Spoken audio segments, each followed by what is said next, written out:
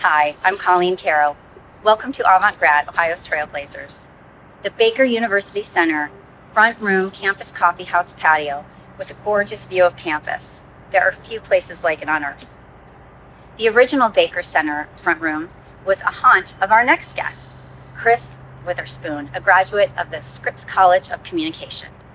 An entertainment journalist, producer, and entrepreneur, Chris blazed a trail from interning at ABC's Good Morning America and the prestigious NBC Page program to interviewing iconic stars and regularly appearing on major network news programs.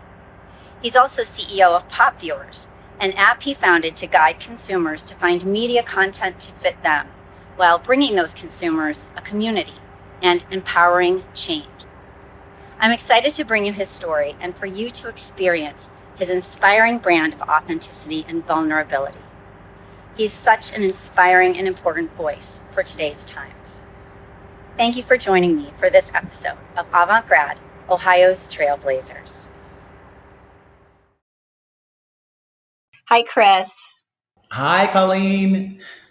How are you today? I'm doing great. It's a 70-degree weather day here in New York City, so I'm taking it. We've had too much rain. Yes, yeah, rainy spring times, but Yes. well, it's great to have you on the podcast today. Thank you so much for joining. So I want to tell our guests a little bit about you. Of course, you are an entertainment and pop culture journalist, a producer and entrepreneur. We're going to talk a little bit about that. You are a correspondent for Fandango and CNN. You've been the entertainment editor for NBC, and you still regularly appear on MSNBC Today, The Wendy Williams Show, and of course, NBC's Nightly News. Quite a resume. You make me sound so busy. I kind of like that. I love Yeah, that. you are busy, and it all started at Ohio University. You're so right. And some of those titles, like the Fandango correspondent, those were former titles. I've done all that. But I still do regularly appear on the Today Show, Wendy Williams, MSNBC, CNN, all of it. Well, we are going to hear about all of it, hopefully. So exciting. Tell me about when you knew that entertainment or journalism was something that you wanted to go into. You were a communications graduate at Ohio University. You were a theater minor, if I'm not mistaken. So when was it that you kind of figured out, yeah, this is my groove. This is what I want to do? I think looking back, I knew very young what I wanted to do. I think it took me many years of finding the courage to stand in that light. So I want to go back to my childhood. When I was a young boy, growing up in Ohio, I grew up in Warren, Ohio, a very industrial, blue collar town. My family, I mean, looking back, we were living in poverty. We oftentimes, didn't have cable TV. We didn't have TVs that worked too well, to be honest. A lot of them are from like garage sales or flea markets. So there'd be like a line in the middle of the TVs, and we had to use an antenna as opposed to having cable. This is in the 90s. But I remember how entertainment helped me escape. The life that I was living wasn't necessarily the life that my friends were living or the life that I wanted to live. We were evicted a few times as kids. My parents were, but we always had access to a TV. And thank God back then, all you had was an antenna needed to get something. So being able to watch Oprah, being able to watch Sally Jesse Raphael, being able to watch Donahue, the Phil Donahue show, and when they would bring stars on and they would merge that world of like that movie that I had watched on Friday night or that Disney movie, and they had that person on that show, I knew I wanted to be in those rooms because it fed me. It was the fuel that I needed to look beyond my surroundings and dream really big dreams. Coming to OU, I was initially majoring in sports medicine. That's a long story from being in the marching Okay, band. quite a shift. Oh my God, total shift. Because you know what it is? I think our society sometimes grooms you to not aspire to study the arts, to study, theater, or to study something that is going to lead you to a very uncertain career path. Because it is a very uncertain career path. Being an actor, being a journalist, getting those jobs, to have the microphone and be on camera, there are a few of us to get to do it, and there's millions that want to do it. So I understand how my counselors in high school, et cetera, encouraged me, why don't you try something a little more stable, and then as your backup, you can be in the arts, you can pursue an entertainment focused career. So yeah, I went to OU. I came to Athens in the summer of '99 for my visit, and I was going to see the sports medicine college, the facility there. And I got in to that college. This is a lot of TMI. I was on academic probation in my first quarter. We were all in trimesters. My first trimester, it was awful. I did not know anything because no one told me that being a sports trainer meant you were going to do pre-med. So I'm Oh, literally, wow. Yeah. oh yeah, my whole course load, like the first year, they give you these sort of weed out courses that are pre-med, biology, chemistry, calculus, like things that I don't care about. So I was failing everything, but I want to say OU had such a great infrastructure for me, especially as a minority student who was a Templeton Blackburn scholar. Partially, I had a Templeton Blackburn scholarship that was part of my tuition. The other part were loans that I took out. But I'll never forget the OU Templeton scholarship fund, whatever. They found someone for me to mentor me. Woman named Colleen, she's no longer there. She moved to Belize, but she was doing something that allowed her to be able to mentor me and guide me towards what my heart was calling me to do, which was communications. So clearly, I can talk a lot. That is so phenomenal. We like to say, we tell prospective students, this is a place where you can really find yourself, and that we do try to coach and support students to do just that. And so it's great just to hear your story as an affirmation of having been able to benefit from that kind of support and have found your track, and then look where you are now. I think it's so important for students to know that are listening, prospective students, former students who are out in the career world, it is okay to fail.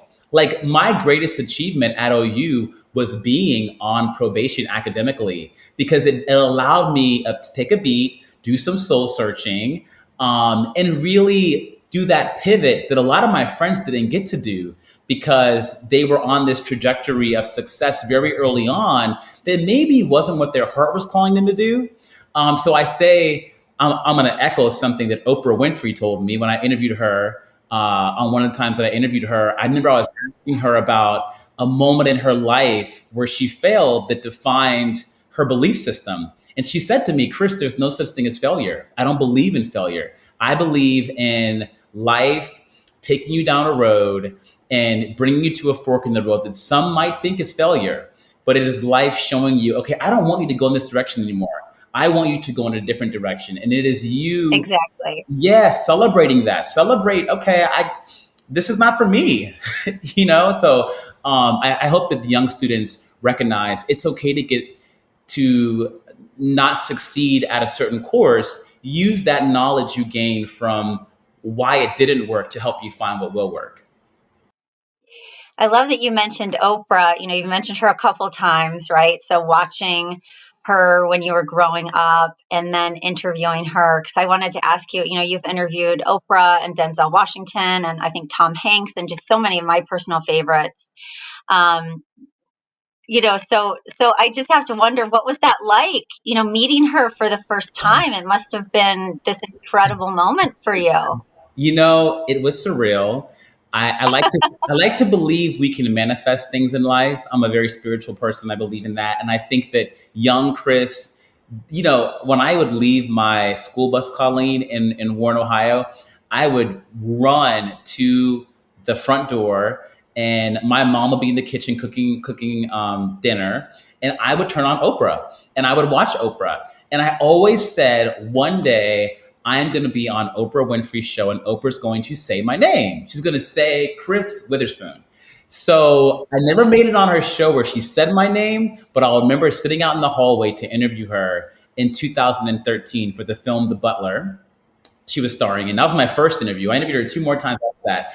But she said my name. Like I'm in the hallway, and I guess her publicist some of the folks that were around her were saying, "Who's up next to interview you?" And she said, "Chris Witherspoon." And I'm like, "Oh my God, it's happening! It's happening!" So it was very surreal. And Colleen, I'll tell you, one of the great parts of my job, and I always tell young journalists this: the magic oftentimes is what happens before the camera comes on, because you don't see that when you're at home watching an interview, watching Diane Sawyer or whomever interview someone. But there's so much chemistry that you can get with someone before the camera comes on. And Oprah, by the time I interview Oprah, I interview some big name celebrities. But can I tell you something that she does that I heard her say on a podcast? Is before she interviews anyone or lets someone interview her, she takes a minute, just like 10 seconds, to say, "I am one with this person. Like they're just like me." I might be Oprah Winfrey, but at the end of the day, there's something we have in common, and that oneness, I'm going to be in that moment so I can be present and ask these really good questions and get them to answer my questions, or be interviewed and be able to open up and really answer the questions. And I'll say, I asked Oprah some tough questions, and she answered every single one of them. Amazing. Yeah, yeah. Great. What was it like when you'd run in and watch the Oprah show? Was your family supportive? Were you a quirky kid?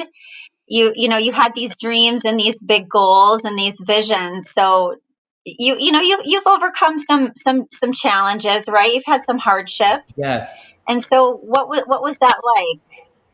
Oh, so I definitely was an outlier. I didn't fit in. I didn't fit in my neighborhood. I didn't fit in my school. Not to give you too much of my hardship story, but I was bullied. I was bullied at school. I was overweight.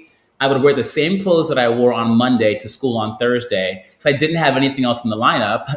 We didn't have enough clothes to go beyond 3 days a week. So I had to like kind of recycle. And kids call you up. Why are you wearing the same jeans you wore on Monday, on Thursday? So I oftentimes would run from that bus from being bullied and like kind of over it, very, very just kind of beat up. And so to your point, when I turned on that TV and this black woman who's overweight is on TV and who is talking about coming from poverty, being poor, being molested, which I never endured that, but I saw this woman who defied every odd I was in the middle of. I was in the throes of the things that she came from. And now she's on TV holding a mic, talking to stars like Will Smith, who back then he was a rapper, and I was in love with Will Smith. And then you add all that with, I was gay, Colleen. I was gay and I was closeted, and I was in a town where that wasn't something people talked about. So I got to sit and watch this woman who would talk to, Oprah on her show, she talked to married men who were coming out of the closet. Or she would talk to teenagers. This is like the late 80s, early 90s, things that my mom would never bring up at dinner table, my mom and dad, or that my relatives, they didn't have the language for. So it was so much bigger than her being on TV and me sitting there eating my after school snack. It was like, okay, she was giving me healing moments. She was helping me heal, what was going on that day at school, but also these thoughts that I'm different and something's wrong with me. But I'm like, wait, maybe something's not wrong with me because she's interviewing someone and this is kind of normal in certain parts of the world. Yeah, for sure. That normalizing. I'd love to talk a little bit about your coming out story.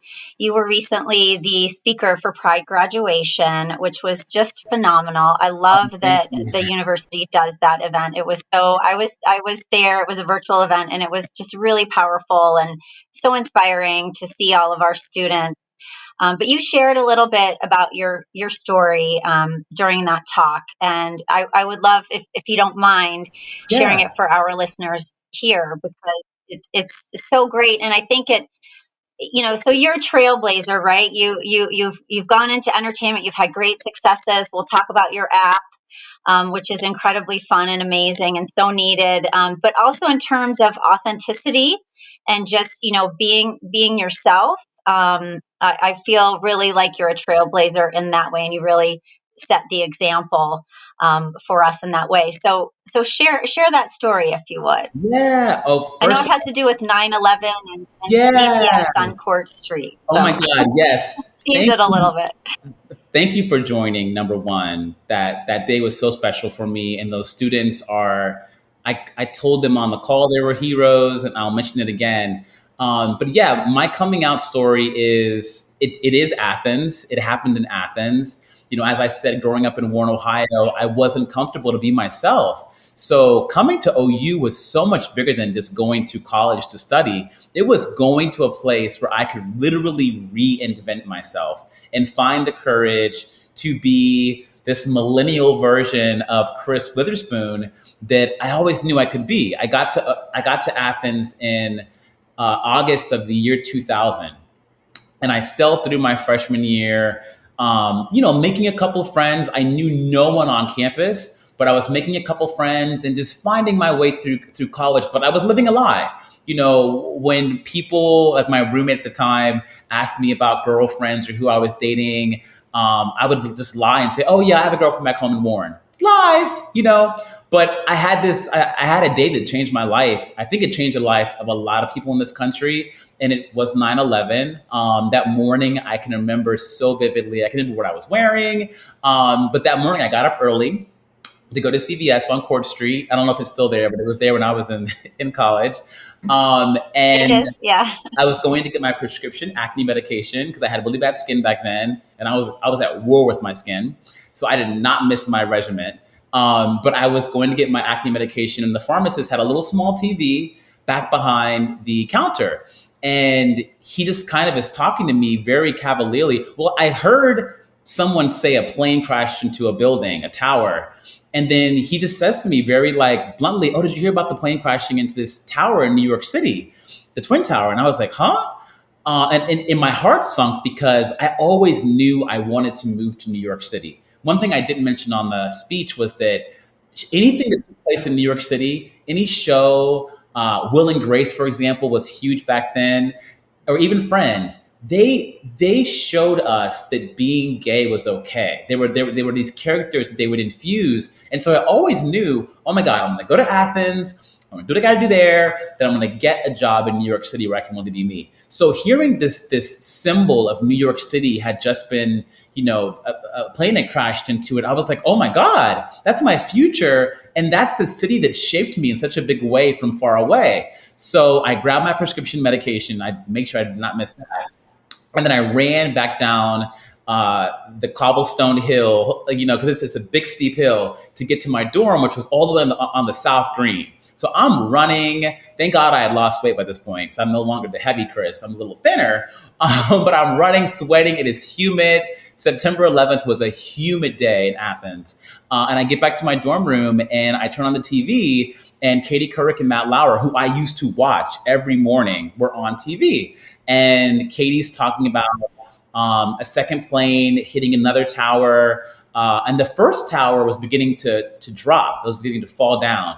And I just sat there and I was just so emotional. My best friend down the hallway, Cicely, called me and was like, "Oh my God, do you hear what's going on in New York City?" I'm like, "Yeah, I'm watching it right now." And another thing I mentioned was I'm watching Katie Couric and Matt Lauer, and 4 years later, I was literally in the same studio at that desk, bringing them coffee, bringing them newspapers, them calling me by name as the page for the Today Show. So it was like I was sitting there and I was also watching them on camera and saying, this is kind of the room that I want to be in too one day, but it all seems in peril right now. So I'm watching, and I remember I was having this moment where Katie Couric was saying, we're getting reporting that people are like jumping off the building. Like people are so, they don't have another choice. They're jumping off the building. And I remember in that moment, I began to sob, and I began to think about, I'm alive right now. I have a choice. I have breath in my body. I'm healthy,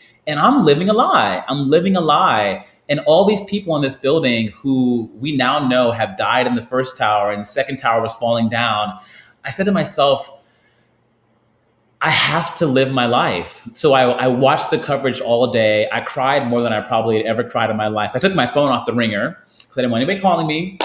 And that next morning, Colleen, I woke up inspired. I was definitely mourning what was going on in New York City, but I also felt so invigorated by the fact that I'm still here. I'm still here. So I washed my face, I put on my acne medication, and I strutted out of my apartment, or not my apartment, my dorm room, and I went to my choir rehearsal. I was in the Singing Men of Ohio.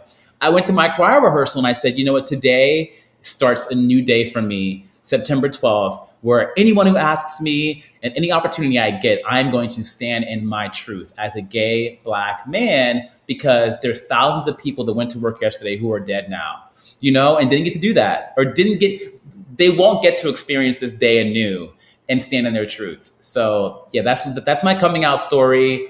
And I have so many friends in Athens who gave me space to flex that muscle, of telling my story, coming out. My roommate, my junior year, Pasha, he became like oh my God, he was like my saving grace. He taught me how to dress. He taught me how to like embrace being flamboyant when I want to be. All the things that I was told I couldn't do or I shouldn't do. I was able to, to find that community in Athens. But Colleen, one more thing. One of the great parts about speaking to the young people was I wasn't fully out in Athens. I wasn't out to my family. I definitely did not go to Pride graduation because I was afraid someone might tell someone that didn't know I was gay. So it's really beautiful to see that Athens, that OU has fostered a community 21 years later that I get to come speak at. And I saw the video montage. These young people are so brave and so courageous. And I really believe at the end of the day, Colleen, our biggest strength in any room that we walk into is our truth, our authenticity. Sometimes it's the thing that scares you the most. That thing that happened to you, or, the thing that you think makes you odd, I really believe can be your superpower. It can be the campaign that you own or you run for your company if you're in communications, or it can be the non-for-profit that you begin managing because it's so closely connected to your heart. So I think that being a part of the LGBTQ plus community right now in any professional setting, you're an advantage to be someone seated at the table, because these companies now need input around diversity and inclusion. And I'm grateful to be someone who is proudly standing in the fullness of who I am and inspiring others to do that. I think of the great quote that you shared that is one that you're known for. It's if I get it right, if you don't see the example, be the example. Yeah.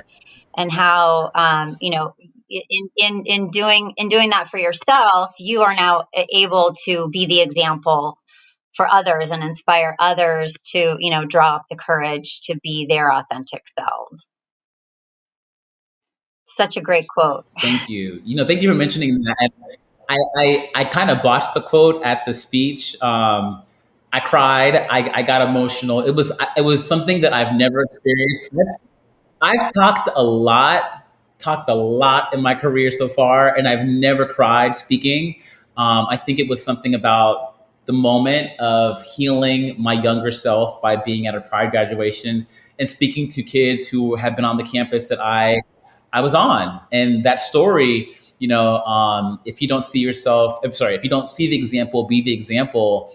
I spoke to the young people at the graduation in the year 1999, when I was getting ready to come to OU. We were going through probably one of the toughest times as a family that we had gone through. It was our third eviction. And this time we had nowhere to go. So we're living in basements of relatives, spare rooms, whatever. And I'm turning 17. And during that time of not having a home, I got my acceptance letter delivered to my aunt's house, her address, to OU. And it was the biggest moment, makes me want to cry again, because my family, I'm the first person to go to college, first person to graduate from college. And I was going away to college, which was a huge deal to my family. It's like, you're going 4 hours away. No one had done that they had ever known. So I was going to church that Sunday that I got the letter, and my mom was like, "You have to tell the pastor that you got accepted to OU." And so he made a big deal of it, after his sermon. After his sermon, and this lady came up to me. She was an older lady, a church mother, is what we called her, and she never really talked to me ever beyond just hi. And she gave me a hug, which was such a beautiful hug. And she whispered in my ear, "If you don't see when you go to college, if you don't see the example, be the example." That's all she said. Oh, so awesome. Yeah, it's something that stuck with me. And I said, "Thank you."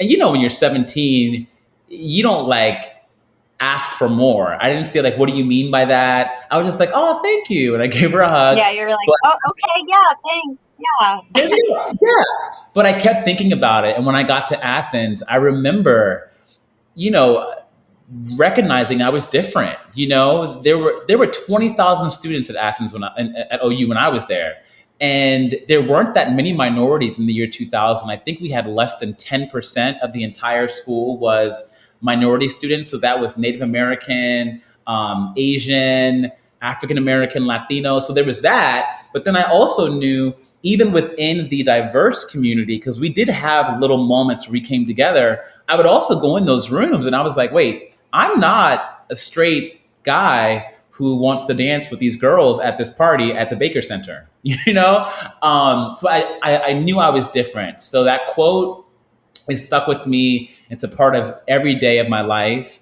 Always allowing myself to be me. And if that means me walking into a room and not seeing somebody like me, I'm going to be the example of me. And I think it's helped me soar professionally as well.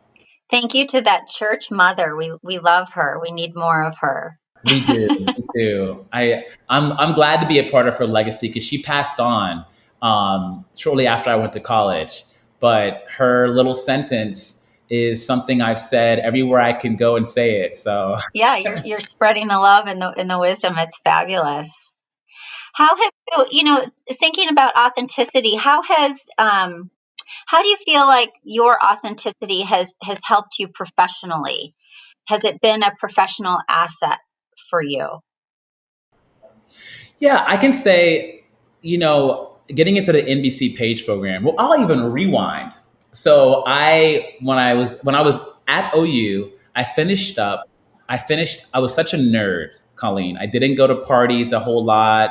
I didn't take advantage of Court Street and go out drinking. I was so precious with my time. And I think I was afraid of failure so much because of what happened my first trimester. And also I was spending money on my college. I had a partial scholarship, but I had a loan every year that was like $7,000 of my own money. So I finished up a trimester early. So I could have taken that last trimester off, but I was like, let me use this to intern. So I got an internship in New York City in the spring of the year 2004 at Good Morning America. And I remember the woman who interviewed me, she said I reminded her of someone from a movie with Reese Witherspoon, because my name is Chris Witherspoon, but it was a gay character in the movie, a gay black character.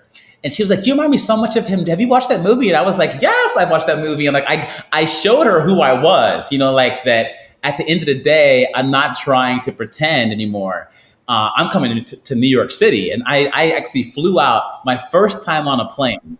My first time on a plane in my life was to go interview for this.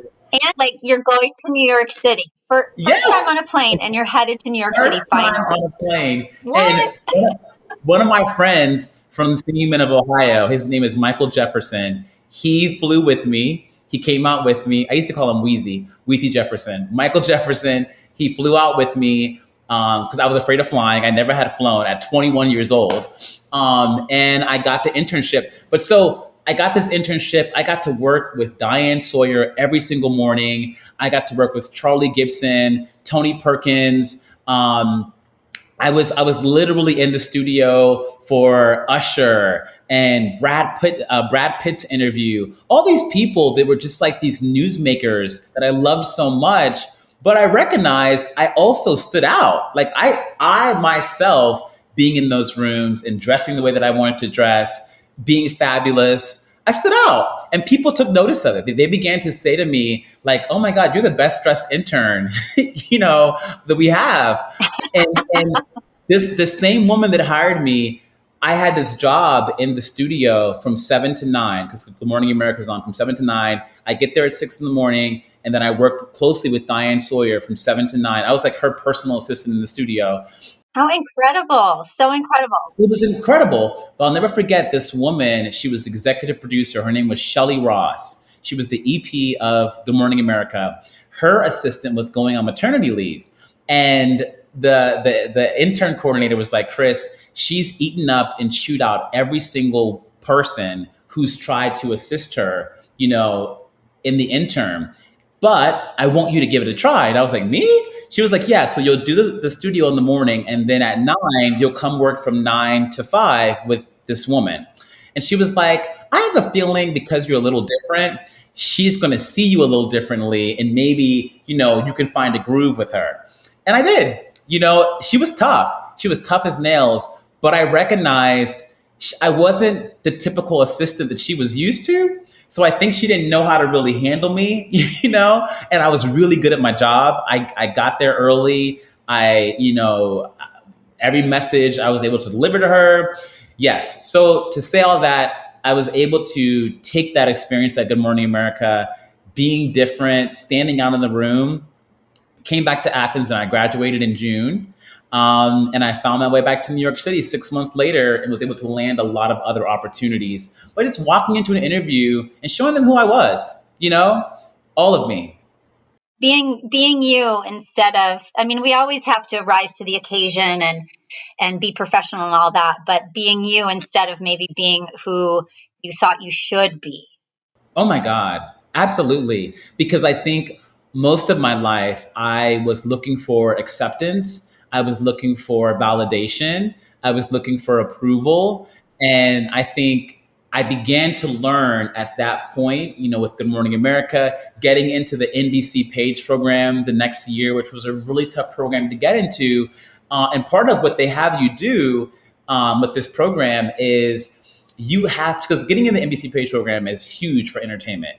You can work for Saturday Night Live. You're like an apprentice for a year for the company, but you can work for Saturday Night Live, which I got to do, Dateline, NBC's Nightly News, The Today Show. You give studio tours.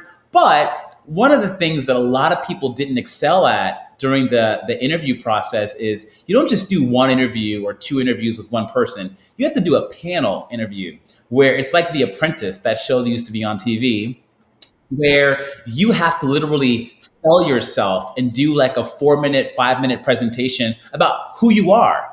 And that was something that so many of the other young people because we were all fresh out of college, like 21, 22, a lot of them didn't know how to do that, and didn't get into the program because they don't want you to be robots. They're looking for people that stand out and that know how to bring the fullness of who they are to this company, this very storied institution, the first TV network, the first radio network. And I was able to do that. And I excelled. I got a lot of opportunities within the Page program because I was different.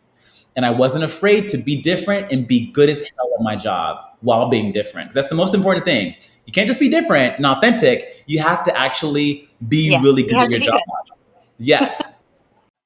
I feel like your coming out journey and everything you experience with that and I would imagine that the confidence and courage it kind of enabled you to, like, it prepared you for that panel because you had gone through this intense process of figuring that out and learning how to be you and speak your truth. And then when you were in front of this panel, it was kind of, you're just, here I am. I know how to do this, right? Because I've just spent the last few years of my life figuring it out.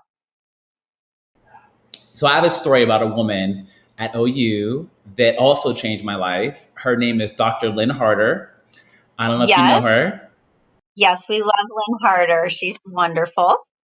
My junior year, before I got the Good Morning America internship, I don't want to cry, So I'm a crier lately. I don't know why. Something about talking about OU makes me cry. Anyways, so I'm trying to cry. But I took a class with her my junior year. It was communications and the communications campaign.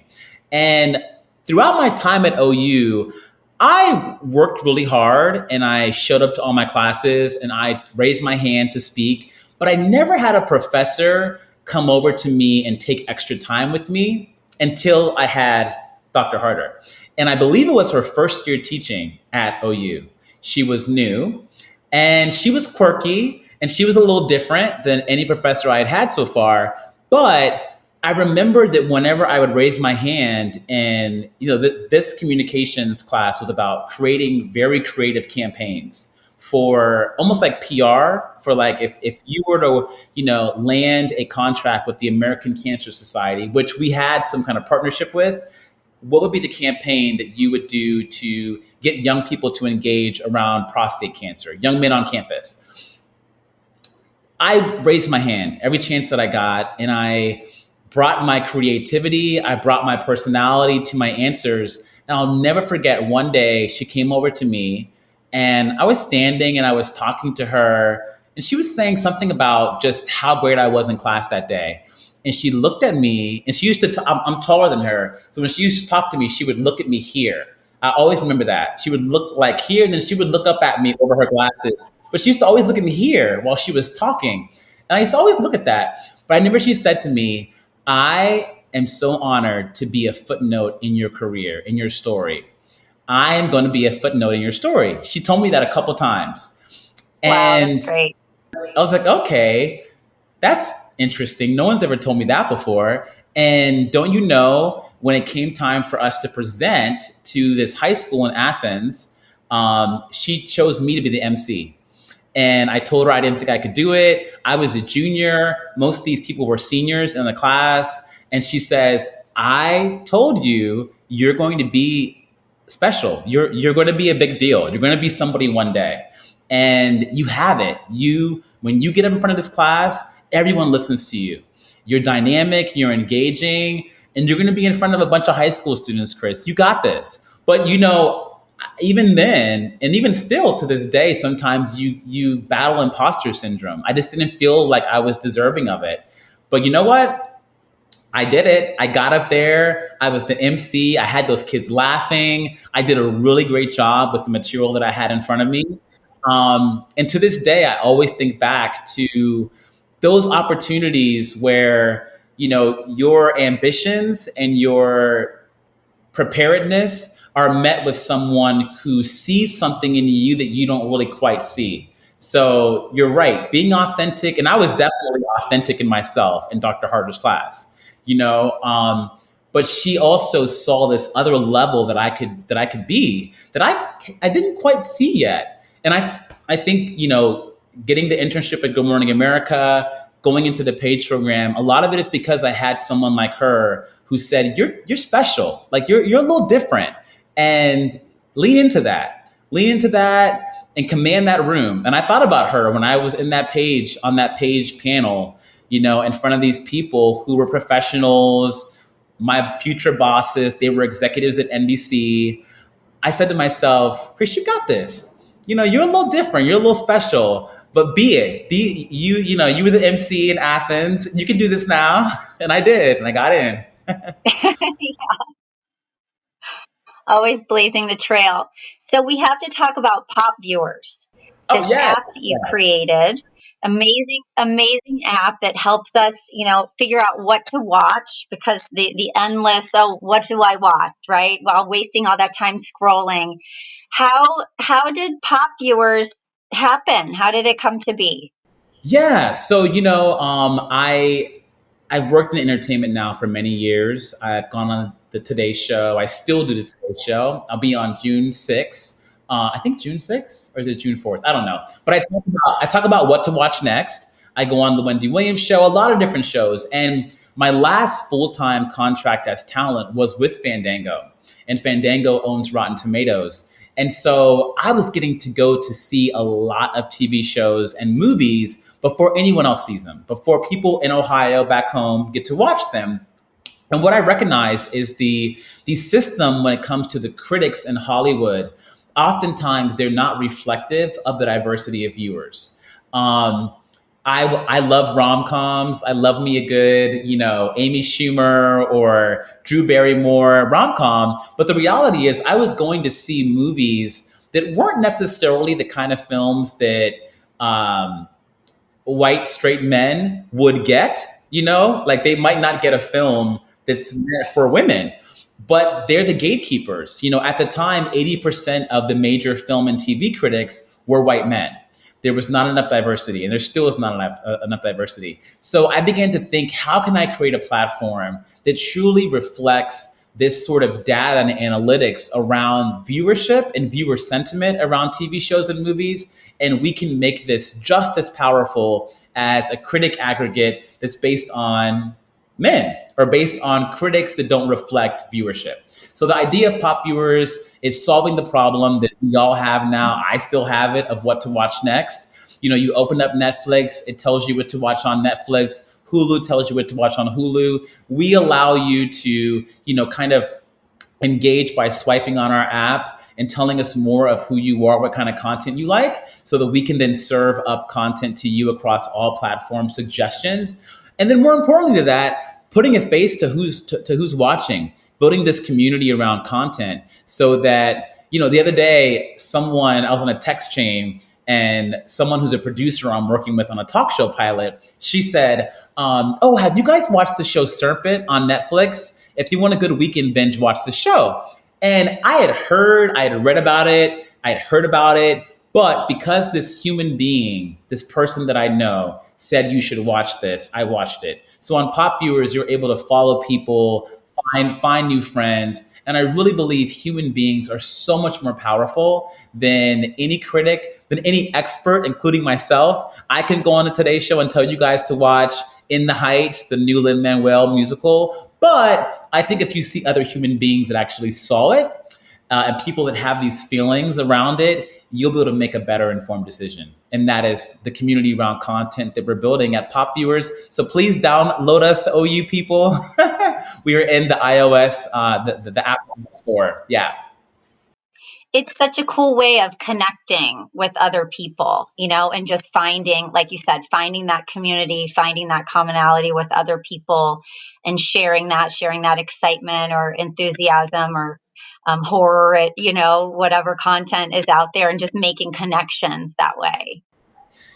Colleen, we were able to not only sustain this company, but launch in the midst of the pandemic. We launched in December. And I I think know. yeah, while we were building the company, and we did some fundraising before the pandemic, we were able to raise $1.4 million before the pandemic. But we launched the company in December of 2020.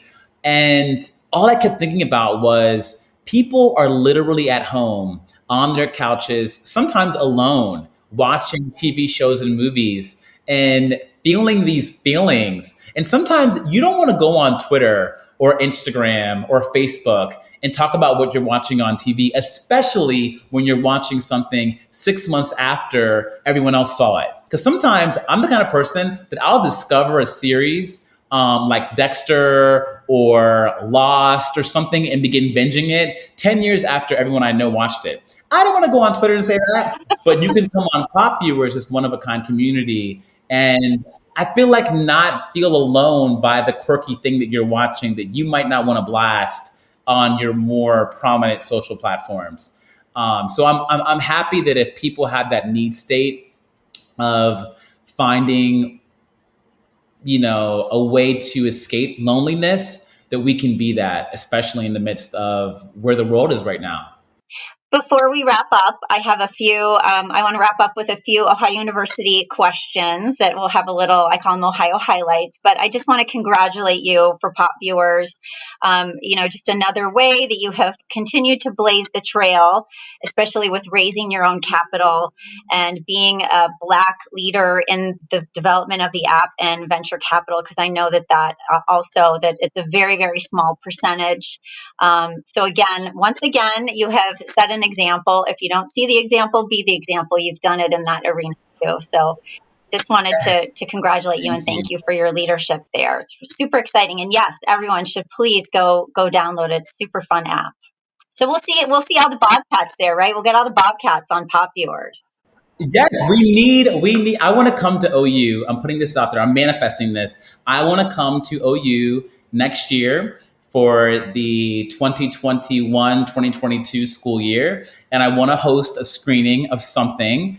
I might partner with Netflix or Hulu or someone to get something shown on campus, but I want to do something really special. Maybe it'll be a whole weekend of events, but I Yeah, really would love to bring the app, bring the community, and have some watch parties on campus because I think that the OU students they would love what we have, and I want people. I want to inspire the young kids to be able to know you can create something, you can create a company. I did it, and if I can do it, you can do it. yeah. Well, bring it on. We'll do it. So really quickly, just thinking about your time at Ohio University, a little nostalgia. Tell us a favorite spot you had on or off campus. Ooh, okay. On campus, it would have been the Baker Center, which is different now. This it's also all tore down, but it was so special. It felt like I know this sounds crazy, but it felt like New York City. Remember the show Friends? Of course, yeah. That coffee shop called the Yeah. Perk. The Perk. That's what the Baker Center felt like to me. It was these wooden chairs and an old wooden floor inside, but you could grab a great cup of coffee. There'd be live performers on stage jamming out, sometimes in the middle of the day with their guitars. And I loved it. For me, it felt like this melting pot. You know, you had a lot of folks from the theater school that was up the block, and then you had WOUB right behind it. So you had all the telecom people coming in. It was a great space, and I think me and my friends would come there and talk about our really big dreams together Yeah. at these little tables in the Baker Center. Awesome. What about a favorite food? Is there somewhere that you ate a lot of the time, or do you remember, any Ooh. nostalgia for a favorite?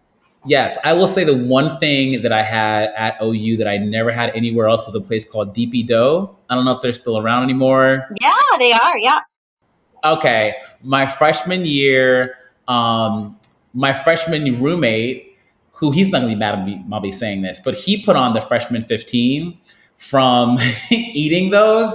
I was like a gym fanatic and probably too obsessed with working out, but we together would order those and eat like crazy in the middle of the night. And I've never found that sort of combination of dough and stuffing anywhere else really. You can't find that in New York City. Nope. It's an Athens original. Yes. And I was going to ask you about a favorite person, but you mentioned Lynn Harder, so we'll let her be one of your favorite Ohio people. What about music that you listen to? So last question. I'm trying to get into, what was your college culture? Oh, I like that. I really love that. Thank you for asking that because you're making me think about my favorite music. So during my time at OU, Beyonce went from being in Destiny's Child to becoming a solo artist. So I was obsessed with There you her. go. I'll never forget being in my apartment when she did her first Saturday Night Live on a Saturday. I was screaming because I'm a huge Beyonce fan. I was screaming from the balcony in Athens of my apartment because she did so incredible with Crazy in Love on Saturday Night Live. This was in the summer of 2003, I want to say. But yeah, I was a huge Beyonce fan. And crazy enough, 1 year later, 2 years later, 2005, when I was at the NBC Page program, I met Beyonce. She gave me a hug. She shook my hand, told me I had a nice smile. And I wanted to say, girl, I used to watch you in my apartment in Athens. So Yeah. great. All these wonderful stories just coming full circle for you. And we would love to have you back on campus anytime. I'll be an intern for you for this weekend of viewings or screenings Oh, happily. I'm making it happen. I am making it happen. Yeah, we would just love to have you. Thank you so much, Chris. I feel like we could talk for ages. It hasn't been near enough. We've only scratched the surface, so we'll have to talk again sometime. But we just really celebrate you, and we thank you for being out there as an alumnus trailblazer, blazing the trail for all of our students and also our fellow alumni. Thank you. Thank you so much for having me. You did a great job. You asked incredible questions. As one journalist who does this to another, you were phenomenal. So I enjoyed every moment of it.